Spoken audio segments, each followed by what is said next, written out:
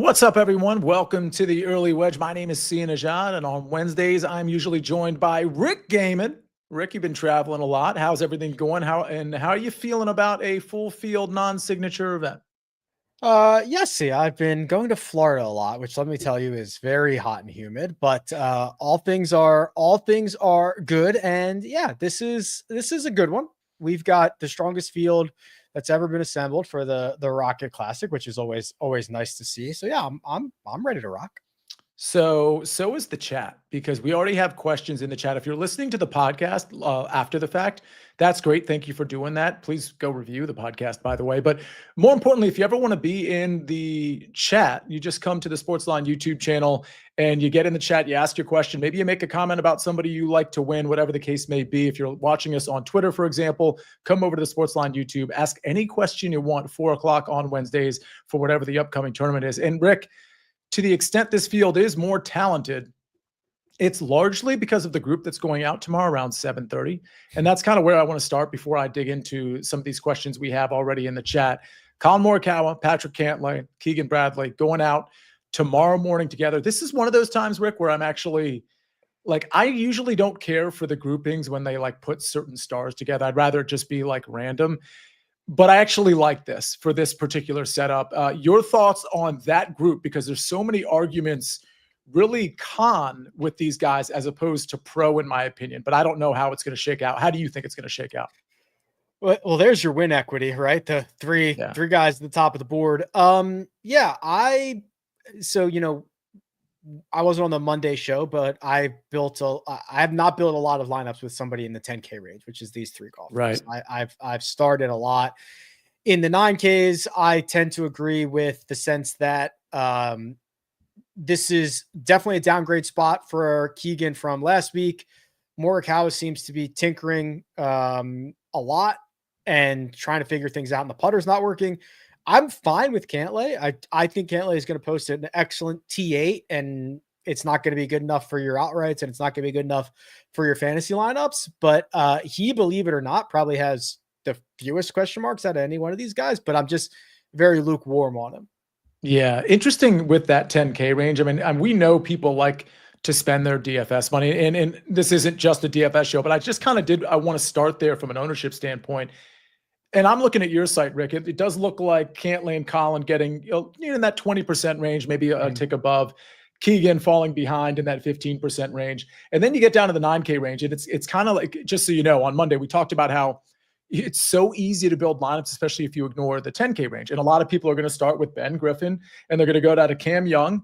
And they might even take Harry Hall, because we did the math on the show just real quick. We put those three in a lineup, and you had 7,100 left. Take Harry Hall out of that, put the Cam Young and Ben Griffin in the lineup, and you still have like 7,700 left. And in a field like this, that's just plenty. So I'm just curious, in terms of building lineups, how are you shaking things up? Are you going with the guys you love at the top, and then you're shaking things up in that 7 and 8K range, or are you doing it another way? Yeah. So mostly shaking it up in the 7K range, right? Mm-hmm. So the way it ended up working out for me was a lot of multiple guys from the 9K range, and then try to get out of there without having to drop down into the 6K range is basically what it ended up being. So then when I was finding some pivots and finding some places to be different, they were popping up in the 7K range. And there's a lot of those options, right? I mean, even guys that you really like, for example, might be Jake Knapp. That's like 11%, but you could conceivably chop a little bit off of that with Hisatsune, and you could chop off more if you wanted to take a flyer on, Ricky Castillo or something like that. So I think there are a lot of interesting options in the 7K range, and that's where I differentiate. All right. We've got David talking here. He dipped in to get a question in early, Rick, and he dipped out because he's got a doctor's appointment. So thank you for being in here, David, at some point. And he asked about Griffin over Homa. So that's a 3-ball matchup I think you can find on DK. You didn't put the number, but the number is pretty abusive. It's not. It's going to be probably -200, -190, something like that. But he did ask also about the Griffin 3-ball, which I believe, if memory serves, Griffin is the leader there with Hideki and Max Homa. Let's just start there. Your thoughts on Ben Griffin? Oh, I thought he was talking about the Lonto Griffin 3-ball. No, I'm kidding. He's obviously talking about the Ben Griffin 3-ball. Yeah. Listen, I don't know what the number is, but Ben Griffin has been maybe one of the best golfers in the world this year, and certainly one of the better golfers in the world in this field. And he now gets to go up against Max Homa, who is really struggling throughout the bag. Mm-hmm. Hideki, who is now losing strokes off the tee for the first time in quite some time, and the start of his 2025, which was awesome, has significantly cooled off. So we've got guys heading in different directions. I don't think this is the greatest course fit for Ben Griffin, but I think that he has shown us that he is capable of playing well at a variety of different golf courses. So assuming that, David is not a professional gambler and is not tracking the difference between whether it's plus 110 or minus 110 or whatever, you know what I mean? Like, yes, the Griffin side is the side we want to be on here. It's so interesting about Griffin. And by the way, that one goes off at 12:54 tomorrow. It's Ben Griffin plus 125, Decky plus 165, Max Homa plus 245. I do lean to the Griffin side of that. I'm not like running out to bet that. And Decky could have a good round. The thing about Ben Griffin, I agree with you that it doesn't feel like necessarily like the best course for him, even though he's been doing it pretty much everywhere. I couldn't get past the numbers though, Rick. Looking on Rick Run Good and just looking at what he's been doing, you could make an argument that the guys at the top, let's just isolate Colin and Patrick Cantlay. You could make an argument that his outright number should be equal to theirs. He's been better than them. I don't know why. By a lot. Yeah. But then of course the flip side of that is he doesn't have the pedigree, he doesn't have the history that they do. Maybe people still don't think he's as talented as them, which is all fair arguments. But I mean, when I did my outrights, I only have 4 outrights. I started with my first 2 clicks were Rasmus and Lee Hodges. It's just like almost like a pre-research click. I knew what the course had lined up for these guys. I went with those guys at 55 and 110 to 1. Then I got to Cam Young, had him last week. And then I was debating, Rick, between like Grazerman, who I had last week, Harry Hall, who I had last week. And I just ended up looking at Griffin and being like, dude, do the common sense thing. Like, just Griffin is smashing it. Are you like, did you bet him outright? Do you like that number? And are you playing him in DFS? I did bet him outright. I am playing him in DFS. And like I said, I'm being different in other places. The thing that I find most interesting about Ben Griffin is he has answered every single question. It was like, okay, you had a couple of good starts earlier in the year. Can you keep this going? The answer is yes. It's like, well, he's played 9 events in a row. Is he ever going to get tired? The answer is no. It's like, okay, you won the Zurich Classic, but you did it with a partner. Can you win by yourself? Yes. Can you do it at major championships? Yes. Can you do it on long, difficult golf courses like Muirfield Village? Yes. Can you do it at tricky, short golf courses like TPC River Highlands? Yes. He has now answered every question that has been asked of him for the entirety of the year. I'm basically done asking questions. I love Ben Griffin until something happens to change my mind. Yeah. And just so everybody knows, Josh, if you're listening to the podcast, but if you're watching it, Josh has the outrights of me, Jason Sobel, Patrick McDonald, EC up here. We got quite a bit of crossover, which is pretty standard. EC also has Ben Griffin. There's some Hall and Grazerman fans in here, Jason Sobel and EC. And I certainly like those guys as well. My long shot, we have a different long shot page. It's Lee Hodges. And then I have this crazy 6-leg parlay, which I'll tweet out later for those who missed the show. Let's see. Brandon says, got any 3 balls you like? I'd prefer that question be like you giving us a 3 ball and asking us our opinion. Rick, off the top of your head, do you like any? I can tell you that from the Best Bets show yesterday, I gave out a 2 ball. I think it's on DK. It's under 18 hole matchups. I think I took Grillo minus 115 over Tom Kim. Oh, we see it here. Round 1. Yeah. Grillo minus 115 over Tom Kim. How do you feel about that, Rick? Yes, he's back to being Emiliano's being back to being team no putt and just flushing it. So he is actually the longest shot on my betting card. I got him at I think 70 to 1. So that is obviously much different than a round 1 matchup or whatever over Tom Kim. But I am bullish on Grillo for this week. Brandon, if you look at the board and you see some 3 balls that you want our take on, go ahead and put them in the chat. Just make sure you include the betting number for the guy that you like. Zach Kasenki says, hi, Sia. This seems to be anyone's game. Is it safe to say Rasmus is your favorite long shot at 66 to 1? Okay, just to be super clear, I have him as a first round leader. and that is 66-1. But in terms of the outright market, the best number that I saw was on FanDuel at 55-1. I think most places have it between 45 and 55. So yeah, I would say I only have 4 outrights. I would say, and 2 of them are certainly not long shots. He is certainly my favorite long shot in that context. As far as first round leaders, probably my favorite long shot, my favorite first round leader as well. Rick, your thoughts on Rasmus Højgaard? Yeah, so he's been, and I assume this is kind of where you were going with this, is his first and second round numbers are Scotty-esque. His third and fourth round numbers are just completely tour average, just, which is unfortunate because he's, fading on a lot of weekends. He's not hitting a lot, probably leaving you with a bad taste in your mouth, despite him playing some pretty good golf. So I think he'll figure that out. I love the talent. I think when I go farther down the board, yeah, I already mentioned it. It's like Grillo, Jake Knapp, Taylor Moore. They're both at 75-1, something like that. And that's probably where I stop. How do you handle a guy like Jake Knapp? Because I'm a huge Jake Knapp guy. And sometimes I get so, I guess, prejudiced by the recent form that I'm like, oh, I kind of need to see it first. And sometimes I don't do that. But for some reason with Jake Knapp at that long 70 to 80-1 number, I just didn't want to come around on him because I didn't like the recent form from him. How did you come around on Jake Knapp? I probably treat him a lot like Cam Champ, which is skill set dependent, and I don't need to see anything first. He is capable of winning PGA Tour events, and he is kind of capable of doing it from out of the blue. So that I try to just pick my spots, get in, get out. It's not like these are not guys that I am betting routinely because I'm a believer in their talent. I'm just trying to find intersection of price and fit for the most part.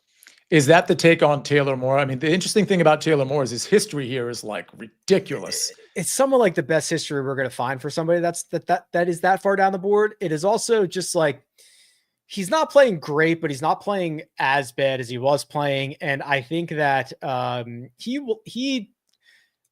likes to work the ball a little bit right to left, which I think is a benefit around Detroit Golf Club. It's mostly a course horse, and you're playing okay. Let's ride and see what happens. Yeah. I'm going to end up being a fit. What's so interesting about Taylor Moore too, when we see it in the ownership, right, Rick, where he's actually getting some ownership in spite of the recent bad play. And it's exclusively, I would imagine, because of the course history. Yeah. When you model anything with history, I mean, he's, don't quote me on this, but he's probably the only guy in the field who's 3 for 3 in top 10s. So he is going to, he's going to grade out really well with anything with course history. He's going to be near the top of the list, if not at the top of the list. So yes, he's going to capture some ownership. It's interesting in that upper 7K range. You got Steven Yeager, Ben On with double-digit ownership. Steven Yeager being the most extreme of those, tracking at 15%. Then you got Taylor Moore at 11%, and then just a bunch of pivots around them. I'm just looking at the pivots here, Rick, and guys in that mid 7K range like Kurt Kitayama, Matt Wallace. I mean, obviously Tom Kim, I don't like not getting any ownership. Any thoughts on Kitayama or Matt Wallace? I think Kitayama's okay. I see it. Even the missed cuts that he's had recently are not brutal missed cuts, and the tee to green game is strong. The one that kind of surprised me, because I don't bet him a lot, I don't play him a lot, is Chris Kirk, who is right there with Kurt Kitayama. He's starting to put it together a little bit, and his history here is also very good. I think one of the arguments that I made was like, even if I get the worst putting performance that Chris Kirk has ever had at Detroit Golf Club, it would still be better than a lot of the recent stuff that he's done. So I think that there is some decent room for improvement there. All right. We got a lot more questions to cover, including Joseph Boza's question on one Colin Morikawa. We'll cover that right after this message from our partners. When you need your sports news all the time, we've got breaking news to bring to you. CBS Sports HQ gives you a snapshot of all the sports that matter to you. When you need your sports in a snap, find it on CBS Sports HQ, streaming free anywhere you are. We're back on the early wedge, brought to you by BetMGM, the sportsbook born in Vegas. Rick, Joseph Boza is really, I'll just paraphrase. He's saying, hey, Colin Morikawa was plus 1,200. basically he's implying like, why should we touch that number? I mean, I agree. We saw how he handled a media question. He certainly had something to say there. Your reaction to what you saw today, but just in general and I'm not trying, by the way, I'm not trying to like be like, I can't believe he did that. Like, I don't really care that much personally, but just in terms of his state of mind, like your take on him being in this tournament and being plus 1,200. I do not like trying to get into these guys' brains, but dude, what are you doing? You're just like routinely shooting yourself in the foot. This is all self-inflicted. This like weird relationship that he's had with the media. And quite honestly, being media adjacent, the media sometimes stinks a lot. And like these guys are right. This is all self-inflicted, this weird spat that he has with the media. And it also doesn't help that he has, like, I think he's lost the plot. So he is still one of the top 5 or 6 best players in the world since the start of 2024. And he's acting like he is at rock bottom, and he is doing things that a desperate golfer who is at rock bottom would do. Split with your longtime caddy, go with Joe Griner, split after 6 weeks or whatever, hit golf shots with your glove on, with your glove off, be tinkering on, like your putter every single, like, just like, it's really strange. I know that this is all being driven because he's not winning. And so I don't know if he's viewing this all as a failure because he's not winning, but someone's just got to slap him and say, dude, like, hold the line, stay the course. You're amazing. Something's going to fall in line for you, and stop beefing with the media over like the stupidest stuff that nobody cares about. Like, come on, man. Like, I don't know what he's doing. It does feel like, I almost liken it to like Kevin Durant in the NBA. Like, his just feelings get hurt so easy, and he fires back at people that he has no business firing back on. It's just, it kind of not beneath him, but it's just, I think he's probably paying attention to the wrong stuff here. He's just making issues out of non-issues. Right. I don't get it. We've got Rick Von Cannon in the chat. I think you were in the best bets chat too, saying Berger at plus 2,200. I don't know what tournament you're talking about. What am I missing with Berger plus 2,200? Rick. He's not in this field, but the fact that he picked out a number, like, so I'm like, what are we looking at with David? Yeah. Well, then I was thinking it can't be anything coming up because he would be much longer than that. Right. I have honestly no idea what I'm perplexed because it's the second time. I love Rick, by the way, but it's the second time I love you as well, Rick, but also Rick Von Cannon. It's the second time he's put Berger plus 2,200 in the chat, and I have no idea what he's talking about. All right. Maybe he means Bradley. I don't know. No, I have no idea. I have no idea what this could possibly mean. Berger Bradley. Yeah, maybe. Robert Andrews says Patrick McDonald mentioned that they were trying to set up the course tougher prior to renovations. Any concern that we don't see a birdie fest? Rick, your response here. No, I don't have that concern. It's supposed to rain. They might get a half an inch. They might, either way, it's probably going to be receptive. There's a lot of times where you just can't out set up Mother Nature. And I think that she's going to have her say, and it's the PGA Tour, and they're probably going to play ball in hand. And I also don't know that you could do enough to Detroit Golf Club that the membership would allow over the course of a short period of time that would turn this into a not birdie fest. So no, the convergence of all those things, particularly the rain that's going to come, I think they're going to shred it as usual. Yeah, I think that's true as well, Robert. Thanks for the question. Doug Craig says, good afternoon, guys. Thoughts on Alex Smalley? He's lost a little bit lately, which is true. Does he have a shot to win? So, Rick, before you answer, Alex Smalley was one of my first round leaders. I don't know that I trusted him over 4 rounds, but honestly, I could have just made a bigger outright card and added him because he was in the conversation for me. I looked at, again, I get all my info off your site, Rick, birdies, opportunities plus, off the tee approach. The upside with the ball striking is certainly there, but it's true. He has lost a little bit, rebounded a little bit at the RBC Canadian. Your thoughts on Alex Smalley? Playing really good, not playing really great. history here is not good. 2 missed cuts and a 47th. I think he's going to give us a vintage Alex Smalley T10 to T18, and it's going to be a great week. And he's going to put green squares across the profile, and he's not going to win. Like that is what I envision happening here. I think he's going to have a fine week. Yeah, fair enough. Zach Kasenki says, like. In other words, hit the like button. Zach, thank you for doing that. Big Boy says, speaking of big boys, he says, Aldrich Potgeider to win at 90-1. Is that a donation? Rick, I think Potgeider's so interesting. What tournament did we last see him where he was an absolute monster? Mexico? No, I think it was since then where he was. Yeah, it was more recent. It was wasn't the US Open, was it? It was. I think it was the US. Charles Schwab. Okay, there it is. Thank you. Okay, Charles Schwab. T6, yeah. And you know what's I was so frustrated because in that tournament I had a top nationality play. It was top African, and I think I had CBS, and CBS actually had a really great tournament, like top 20 did, I think. But Potgeider, and I was waiting. I was like, oh, Potgeider had a good first round. Like, we'll see how long that lasts. Second round, same thing. Third round, same thing. Fourth round, same thing.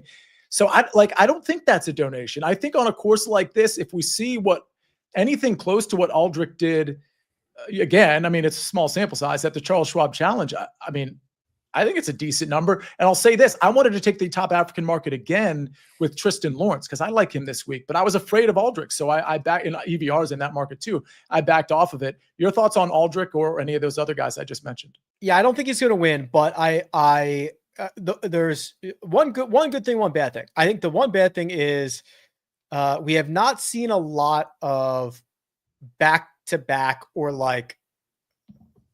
good starts in a row or something like that. Right. So I agree. What he did at Colonial was awesome. I think I'd be a little bit surprised if he found something similar to that. The good news is though, the price is not bad. So when you look at other guys that are 80, 90 or 100 to 1, Potgeider is absolutely in the top 2. If not the top 1 that I would want from there. I think Jesper Svensson is very interesting. But that's it. Like, I don't think Potgeider is 3rd or 4th or 5th. So if you're looking from a price perspective, and you're betting somebody in that 80 to 100 range, he is absolutely one of the top 2 options. Jesper Svensson is interesting. So is Thorbjorn Olesen. There's a handful of guys that I think could really pop at this tournament that I wasn't necessarily willing to put outrights on, but I do think guys like Potgeider, and I did mention Tristan Lawrence. I think he's interesting. I think he might have found something on approach and with the putter recently with a couple of good results at the US Open and at the Sudol Open over on the Euro Tour. There's guys like that, like Jesper Svensson, like Thorbjorn Olesen as well, that I think if you did some sort of try to get the upside, but not the outright upside, like maybe a ladder play with like top 30, 20, and 10.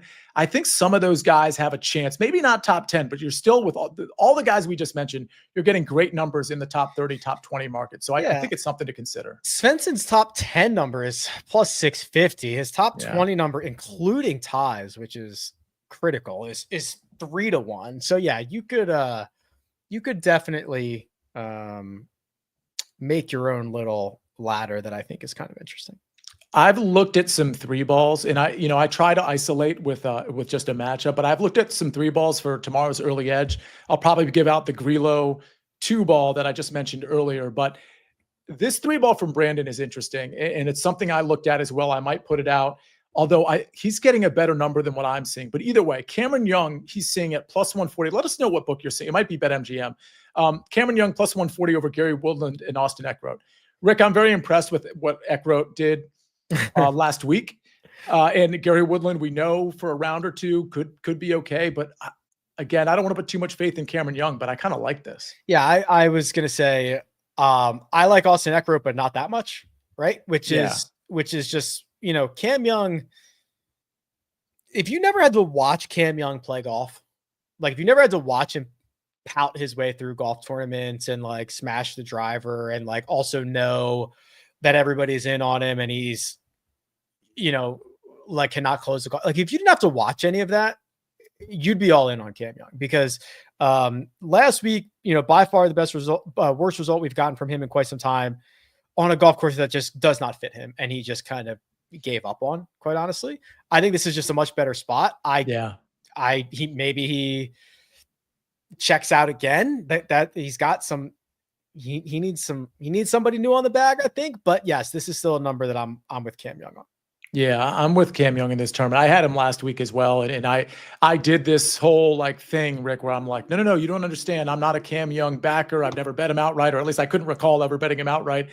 And then he crashes and burns. And then I look at this week and I'm like, you know what? Cameron Young like feels a lot better here than at the Travelers last week. So I guess I'm on him again. So now I'm probably going to be some sort of Cam Young truther. I do like him quite a bit. So I'm going to have him in the outright market. I think I had him in a matchup in our best bets show yesterday, and I might take that 3-ball. Brandon, good stuff there. Andres Ferreira, Fowler, first round leader. Any thoughts on Ricky Fowler? I noticed the finishes have been actually better than I remember, and the metrics have been a little bit better than I remember recently.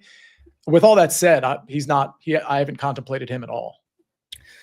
Yeah, not for me. I know he's won this event. His results are mostly good here. He's playing better than he was to start 2025, but that was an incredibly low bar. I will gladly pass on Ricky, and if he beats me, hat tip, you've beaten me. But I'm not going to have much exposure to him here.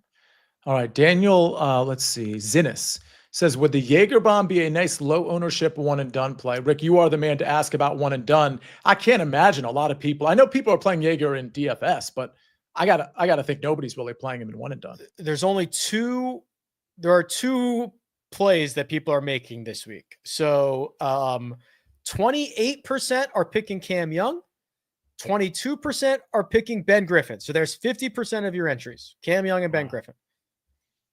Nobody else is over 6%. So I mean, just a massive drop off. So as of right now, Steven Jaeger checking in at about 1.5%, which is the same as Siwoo Kim and Luke Clanton and Hideki Matsuyama and Colin Morikawa, all in that 1 to 2% range. So you are not going to have any problems in terms of ownership unless you're playing Cam Young or Ben Griffin. Do you have a play beyond those two if you're chasing that you like, whether it's like a Grazerman or a Harry Hall or somebody of that ilk? Yeah, Grazerman, Hall, or Siwoo Kim. But it would be I would have had to have used Grazerman and Hall already, which I highly doubt. So yeah, it would be Grazerman number 1, 2%, Harry Hall number 2, 5.2%, and then like throw a dart if you want to throw a dart. Real quick on Grazerman, who I was on last week. Part of the reason I was on him, I like Grazerman. I like how he sets up for this course as well.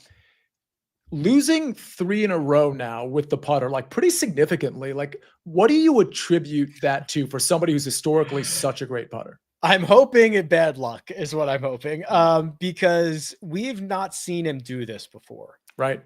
We're going to find out. I think, if he were to lose 2 or 3 strokes this week, I wouldn't sound the alarm, but I would be like, okay, not sure we can call him not sure we can bank on that any longer. But I'm hoping it is just a little bit of, the difference between making a putt and missing a putt is fractions of an inch.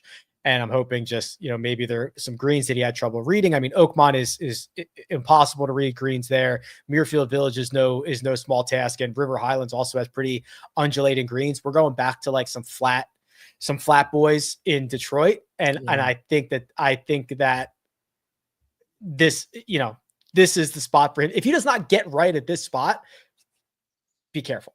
That's a really good point about the greens too. I mean, I'm having a little FOMO not being in on Grazerman this week while being on him last week. The number was so short. I was just like, man, we're now in the 35 to 40 to 1 range with Grazerman. What's going on here? I know. It's crazy. Fedoni Abbey says this is a Michael Kim win. He's asking us to clip it.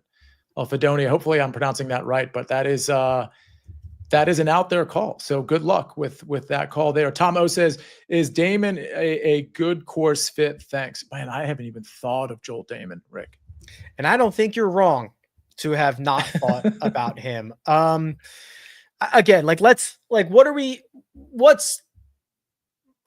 think about this. Okay.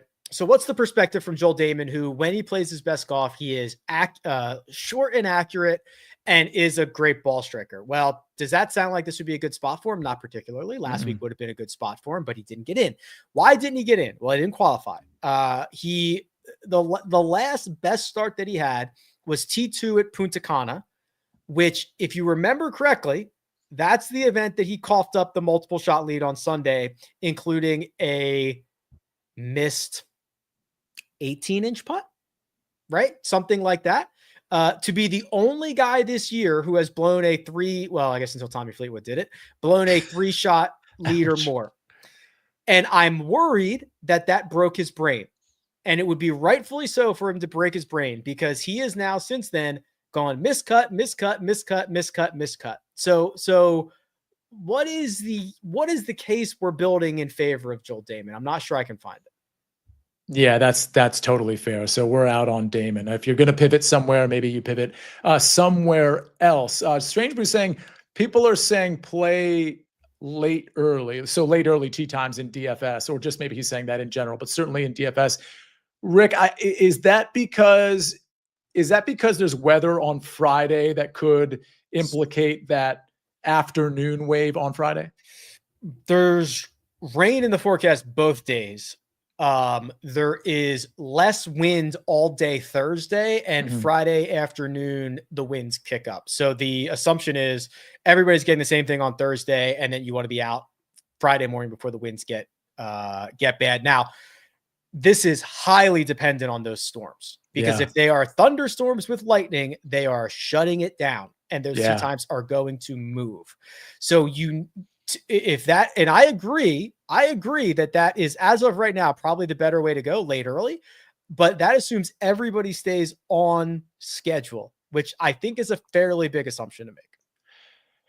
I think it might be a decent week, and you might want to do this anyway, even with weeks that, there doesn't look to be much of a weather edge.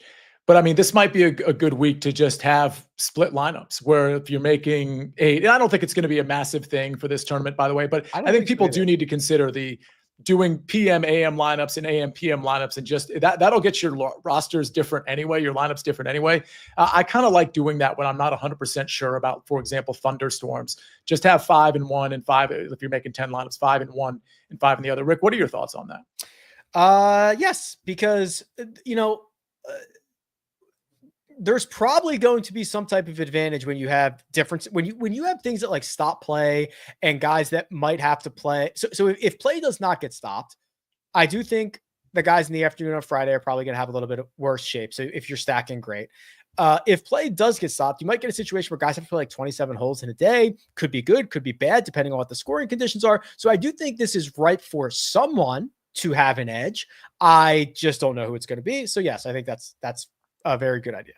All right. Jack George says, thoughts, this 3-ball. I haven't seen this 3-ball yet. Harry Hall, Joseph Bramlett, and who he says only player in the field to miss 5 straight cuts here. Okay. And Aaron Wise, who he says he's never heard of. Wow. Okay. So you've only been watching golf for a few years then, because I was a big fan of Aaron Wise a few years back. Harry Hall's minus 120, thinking of betting it both days. Yeah, I mean, it's minus 120 at 3-ball, which you never love. I'm surprised Bramlett's missed the cut 5 times here, though. Yeah, Aaron Wise. You'd think it would be a good golf course for him. Yeah, exactly. Aaron Wise, I mean, honestly, he's trying to get his game back. So I don't think he's going to win this 3-ball, but I don't mind this. Thoughts, Rick?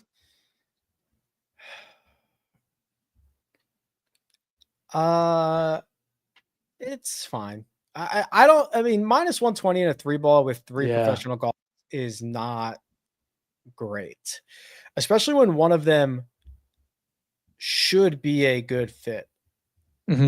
I suppose I would prefer Jack's side, but I'm not going to put my American dollars down on this. Yeah, for whatever reason, I can't find that 3-ball. But Jack, I don't mind it. But again, in a 3-ball minus 120, anything can happen. But I will say this: like Aaron Wise is not there yet. I mean, I've been following some of the stuff. I guess he's been doing on KFT and maybe some other spots. He doesn't appear. So it does feel like it's 2-ballish here, Rick. No offense to Wise. Hopefully he makes it back. All right, let's see. Maddie McLaughlin says, what do you guys think of Grillo this week? So you might be joining us late. We did address him. Thank you for the question regardless. We did address him earlier. I have him in a 2-ball tomorrow over Tom Kim at minus 115. But Rick, you were kind of singing his praises. You like Grillo this week. I'm pretty sure that Bramlett's not in. Is Bramlett even in this field? That's No, the he thing. I didn't see that withdrew, three didn't ball. he? Didn't he withdraw? Or maybe he was the no. You know what? He was the substitute. He was the alternate for somebody who withdrew. Okay, I've got it. Okay, so that's what happened. So Bramlett was the So it was the Harry Hall, Aaron Wise, and I can't remember some bigger name 3-ball, and Bramlett got filled in to that group. Sorry, I was distracted. Oh, it was Tony Finau. Finau, thank you. I knew it was somebody. Okay. I'm in on Grillo for the foreseeable future because he's back to being like 2019 Grillo, which is fine by me. He's going to be a long shot every single week. He's going to finish inside the top 10 on weeks that he can gain a stroke with the putter. I'm just generally in on Grillo. All right. So Brandon has a question that I think qualifies as like, I want to have fun and watch like the big group go out. He says, in a 3-ball with Morikawa plus 160, Cantlay plus 180, and Bradley, Keegan, of course, plus 190. It's basically saying, who would you take? I mean, I'm not taking this 3-ball, Rick. I doubt you are. But if you had to take one, who would it be? Cantlay? Yeah, it's Cantlay. Yeah. So assuming, is it safe to assume this is a round 1 3-ball, I assume? Yes. So very similar. You've got one, this is a worse golf course for Keegan Bradley than last week. So it's a little bit of a downgrade. Also, those we see it a lot. JJ Spawn, a lot of these guys, like that first round afterwards is really hard to get figured out. Colin, we've discussed at length, and Cantlay, there is no negative against Cantlay other than he is very boring to watch and he has not won in 3 years, but he's got a lot of really good results and he's a very, very good golfer. I agree with you that of the 3, I would pick Cantlay. I would take Keegan second here. Just in case anybody wants the order, I'm not interested in Collin Morikawa at plus 160 versus those other 2 at better numbers. Let's see. Oh, by the way, Brandon is following up on, I guess, the 3-ball that he was talking about, the Cameron Young 3-ball, which I quite liked, was plus 140 on FanDuel. That one goes out tomorrow afternoon. I may feature that one on the early edge tomorrow morning because I don't want to be too invested on Cameron Young, but I did like that one. So thank you, Brandon, for letting us know about that. So JP's asked for a make the cut parlay. I don't think either of us have one of those, but Josh, if you don't mind, that ridiculous long shot parlay, and I do want to italicize in boldface ridiculous. Can you put that up? It's on the long shot section from the Best Bets show where I have the Hodges long shot. It is a top 40, 30, 20 parlay. It's 6 legs. Okay, here are the legs for the top 40 for the podcast listeners. It's right now up on the screen. Lee Hodges, Rico Hoey, Benny On, and Rasmus Højgaard all to make the top 40. Max Grazerman, top 30. Cameron Young, top 20. It pays 80 to 1. I looked at it today. It's now like 75 to 1. This does not include ties because the including ties part, you can't group together in these types of formats. So, yeah. So this, you got to actually be, I mean, you won't lose. It'll just be cut down very significantly with those ties. So top 40 are Hodges, Hoey, Benny On, and Rasmus. Top 30, Max Grazerman. Top 20, Cameron Young. It's anywhere between 75 and 80 to 1. Rick, which one of these is going to lose? Which one of these do you love?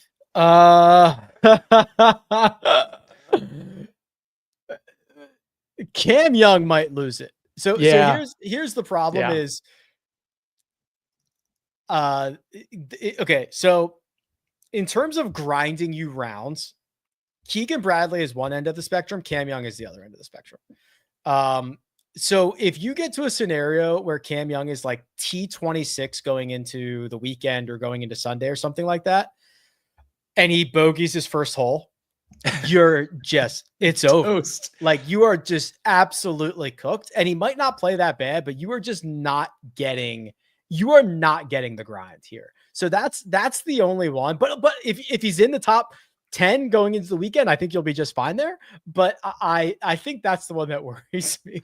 No, I mean, strokes gain mental state. Like I agree. What's so interesting about Young and the dichotomy of what I'm about to say is that 2024, he was T6.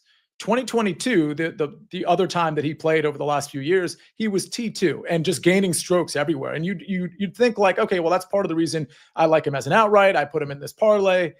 The thing is, though, he gets off to such good rounds every time he's out here that I think if it goes haywire for him early, I think it's going to have like such a bad effect the other way because he's so used to being good here. But again, I can't play that psychology card. This is a course for Cam Young, Rick. Agreed. Here, I just whipped this up. Here's a eight pick make the cut parlay. Nice. Ben Griffin, Harry Hall, Max Grazerman, Cam Young, Chris Gotterup, Rasmus Højgaard, Jake Knapp, Jesper Svensson. That is 16-1. Not bad. Not bad. Yeah. It's not it's nothing crazy. It's not 100-1. It's not what, but those are the 8 that could get you 16-1. Zach Kasanke says Rico Hoey and the ice around his neck. He seems to hit the ball a mile. Doesn't he have great course history to even throw in a top 20 parlay? Yeah, so Hoey was in that top 40 part of that, by the way. I like Hoey. He's a first-round leader for me. Here's what's interesting about Hoey. So we know he's a great ball striker, right, Rick? And it's the putter that is always pretty bad for him. But last year when he played here, he gained almost 6 strokes putting. Like, yes. How do you read that? Because to me, I read that like, all right, he's clearly comfortable here, even though it's just one tournament. Dude, I mean, they're pretty benign greens. Like they're gonna be running pure. There's no secrets out here. This is get it started on the right line and watch them fall, baby. And like most of the pros can do that. So yeah, and yes, Zach, he does hit the ball a mile. It's unbelievable. Is this why guys because I think of guys like Chris Gotterup, who also has problems with the putter. Rasmus Højgaard has problems with the putter. Is this why you're willing to play those guys? Do you think it's like a team no puttish thing that like you can get away with it even for 4 rounds? Yeah, I think it's just like, I don't think there's a lot of tricky reads. I think it's like, there's not a lot of multiple breakers. It's just, okay, we're playing this 6 inches out to the right. Get the speed right. And even the worst putters on the tour, for the most part, can match line and speed. So, reading it becomes an issue sometimes. I don't worry that much about that here. So yeah, it would not be surprising if Rico Hoey picked up another couple strokes with the putter and had himself a great week. Brandon says Cam Young's 3-ball line just moved to plus 120 on FanDuel. That means Brandon is moving lines. Congrats to you. Market mover. That is pretty impressive. All right, let's see. Matty McLaughlin says, can you guys give a first-round leader from the early starters? Yeah, I can give you 5. Rick, I really go ahead. You can give some too, but I peppered the board. They're all between 66 and 110-1. We've got them up here. You see Jason Sobel has 2 as well, but I've got Rasmus at 66, Alex Smalley at 75, Benyon at 80, Rico Hoey at 90, Lee Hodges at 110. The bet responsibly segment here is I always tell you with first round leaders, we are just sprinkling these. These are not like, we're not even collectively putting 0.4, even 0.3 units on this necessarily. We're just putting $2 or $3 trying to win 200, $300 on these pretty big long shots between 66 and 110-1. But if you're listening on the podcast, Davis Thompson and Trey Mullinax, those were Jason Sobel's first round leaders. Let's see more questions. Thoughts on EVR, and do you have any idea on his projected ownership? Rick, I'm looking. Go ahead.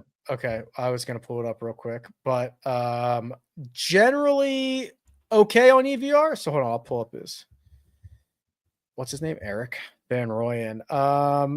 I've got him at like 5.5%, and I am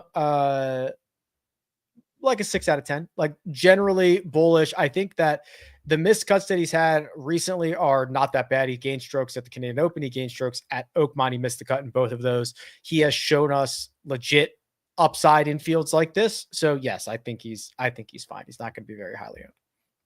Yeah, I'm more like a 4 out of 10, but it's only because I never know when EVR is going to play well or not. I mean, he'll pop and then he'll go away for 6 or 7 tournaments. He was T6 here last year, a couple of missed cuts prior to that, which is even further evidence. You're just not sure where he's going to be comfortable. I'm not going to play him in DFS. But yeah, what a 5% ownership certainly makes plenty of sense. Odds, Keegan Bradley qualifying for his Ryder Cup team. He's right there. Thoughts, Rick and Sia? Rick, your thoughts? If he means actually qualifying, I think there is a pretty good chance of that, maybe higher than 50%, because Bryson, who is currently residing in the 5th spot, will probably fall out if he doesn't play well at the Open. So he will probably require a captain selection, which then opens up a spot for someone like a Morikawa, Ben Griffin, or a Keegan Bradley, who are the next three in line. I think Keegan plays a lot, and that helps with the Ryder Cup standings as well. So I think it's a more than 50% chance that he qualifies. And then now I think it is like a 85% chance he is on the team in one way or another. I think if he does not qualify, he will pick himself. Josh, I want you to come on as we wrap up. I want to hear what your thoughts are on this tournament, or at least your winners. But Rick, the qualifying part of this with Keegan, little strokes gain narrative, is that maybe a reason where normally you'd say a guy like can't win 2 in a row, foot off the gas, too busy doing media. Would Keegan maybe be sort of the opposite prototype for that, especially considering the Ryder Cup implications? I was expecting Keegan's play to fall off around March when he was going to start allocating more time to being the captain and all that stuff that is required. He's only gotten better. And I do think that he loves a good goal, something to like fire him up. He's seemingly finding the energy every single week. So yeah, maybe he is turning that into a little bit of a chip on the shoulder, but it's been really impressive. He's playing a lot better than I thought he was going to do this year for sure. Josh, all things considered, your thoughts on Keegan, and then of course I want maybe a pick or two to win this thing. I kind of think Keegan should pick one or the other. That's what I've decided. I think ironically, the whole point of going Keegan was this turn in the opposite direction after ZJ in Rome. And there's a world in which the next 8 weeks are just a complete like tornado in terms of like, what if he doesn't play great? What if like there are 3 Americans playing great by the time we get to the playoffs, and Keegan's not playing any worse than like 4 through 7 on the American list, but he's also, his best finish in the last 4 starts is like T27, and it's kind of fluttered out. And now we have a Keegan that should still probably be on the team, but is also the captain. And like, just think, it makes my brain hurt thinking about how you're both a player and a captain that weekend. I have no idea how you do it. And it just from as simple as it's time to pick the matches for the next day, but my mid irons weren't great in my match today. I need to go to the range. Like, just really simple things. The more I think about it, the more it's like, you know, I think he should be on the team, but let's kind of put that in stone as much as we can on June 25th, and let's let somebody else like really think about putting the team together. The really fascinating thing would be if like 3 different Americans get hot. Like if just because he's done it before, like if Brian Harman wins the Open, well, now his spot is going to be solidified. Yeah. Bryson's going to drop out. Bryson's obviously going to be picked. Cantlay's 14th, Burns is 15th, Cam Young is 17th. If any one or multiple of those guys like win between now and September, like, is Patrick Cantlay going to be left off this team so that Keegan can pick himself as the 11th man in? Like, doubt that. Yeah. So like, you could get to a scenario where a couple of these guys who maybe shouldn't be on the team win the right thing and get on, and now we've got a real pickle. Yeah. All the more reason for perhaps circling back to the Rocket Classic, Keegan to be motivated to kind of solidify his spot, right? I guess. Yeah. I mean, at this point, he should play like 3 more times and be only paired with guys that might be Ryder Cup selections. Like, that's what we should be doing. It's not, and that's fine. He should want to make the team. But I'm not sure it passes the out loud test for the guy from his introductory press conference talking about how much he wants to make the team. That's not his fault. I'm just not sure it makes that much sense. You know All right. who we can pick as captains is Coach K. Or Yeah, like why does it have to college be a golf guy coaches. who's I think actively a PGA Tour professional? Yeah, I always thought that having a college golf coach on the team, like a seasoned one, as maybe not the captain, but as many people as you can get that are actually thinking about roster building is what I would be doing. Would this be as easy as like Keegan taking one of, I don't know, Snedeker or whoever it is and just calling that person co-captain? If you know what I mean, like just from a terminology standpoint, wouldn't people be put at ease? Oh, we have a co-captain, so he can do the things that Keegan can do. Yes, but I think that it's not a slap in the face to the PGA of America, but it's like, well, we bestowed you this great honor that many people think is this lifetime achievement, and you're now just granting Brandt Snedeker co-captaincy. I think, as corny as that is, I think that is part of it. I get that. I just think under extenuating circumstances, like if he plays so well that he qualifies, I think that would be the time to be like, all right, well, now the PGA can help in that decision. Maybe it's not exclusively Keegan's decision, so that it looks like it's got the PGA of America's blessing or what have you. Now, maybe that would be the way to handle that. Rick, what do you actually think about Keegan as a Ryder Cup player? Like, I'm just not sure the two things equal, like where he kind of is in this lore of Ryder Cup and who he actually is as a Ryder Cup player. When I was in Rome, I saw a lifeless American team that had just zero juice. Just like first tee, first day, we are about to get trucked. And there was not a man who made me feel any different about that. And your best players are not Scotty Scheffler is not a get in your face guy. He's a lead by example guy.